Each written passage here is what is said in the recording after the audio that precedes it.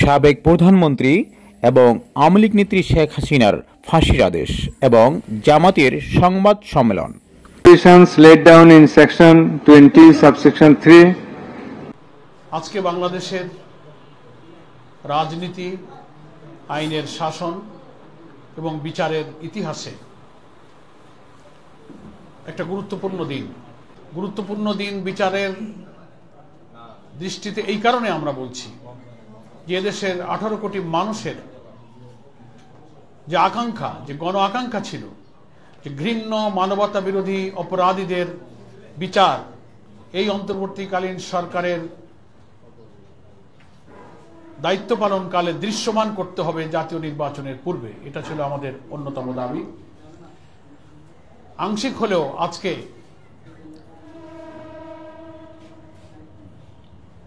ট্রাইব্যুনালের রায়ের মধ্য দিয়ে সেই জাতির আশাটা কিছুটা পূর্ণ হয়েছে।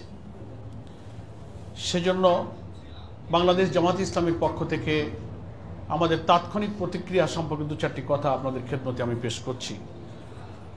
প্রথম কথা হলো, বাংলাদেশের ইতিহাসে অনেক কারণে আজকের দিনটি গুরুত্বপূর্ণ। তার মধ্যে অন্যতম হলো কোন একজন সরকার প্রধানের সর্বোচ্চ সাজা। এটা বাংলাদেশের ইতিহাসে এই প্রথম। এটা স্মরণীয় হয়ে থাকবে। এবং আপনারা দেখেছেন, আমারও আজকে রায়, দীর্ঘ সময় ধরে যে বিচারকরা রায় পড়েছেন,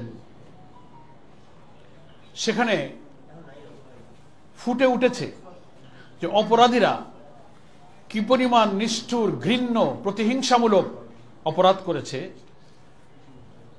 তার পত্রপত্রিকা, অডিও ভিডিও, তাদের টেলিফোনিক কনভারসেশনের যে সমস্ত তথ্য হুবহু ট্রাইব্যুনালে প্রমাণিত হয়েছে, রায়ের মধ্যে কিন্তু কোট আনকোট সেগুলো পড়ে শোনানো হয়েছে।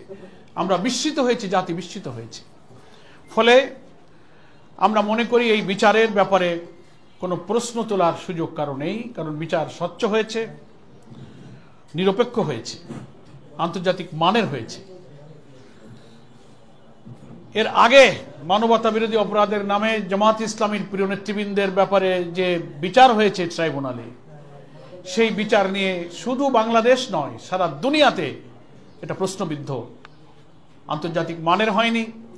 সে বিচারের বাদী সাজানো, এজাহার সাজানো, মামলা সাজানো, সাক্ষী সাজানো, বিচারক সাজানো, রায় সাজানো, আদালতের চত্বর থেকে সাক্ষীকে গুম করা, বিদেশ থেকে রায় লিখে দিয়ে ডিকটেট করা, স্কাইপে কেলেঙ্কারি, সেই বিচার ব্রিটিশ আদালতে এরকমই একটা বিচারের জাজমেন্ট দিতে গিয়ে সেখানে বলা হয়েছে জেনোসাইড অফ জাস্টিস।